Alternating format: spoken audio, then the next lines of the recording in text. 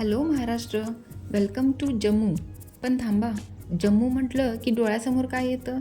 पांढरा शुभ्र बर्फ आणि थंडगार हवा. पण आज मी तुम्हाला जम्मूबद्दल एक असं सत्य सांगणार आहे जे ऐकून तुम्हालाही घाम फुटेल.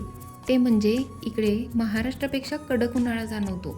इथलं मुख्य पीक केशर नसून भात आणि गहू आहे. तर मित्रांनो, आज आम्ही आलो आहे आमच्या लेकीच्या आराध्याच्या शाळेच्या ॲडमिशनसाठी.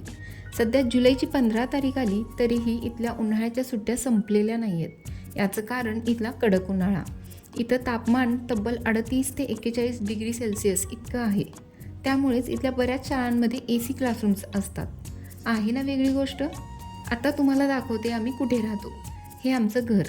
वरती आम्ही राहतो आणि खाली आमचे घरमालक राहतात. आज त्यांच्या मुलीचा वाढदिवस आहे आणि त्यांनी आम्हाला डिनरसाठी इन्व्हाइट केले.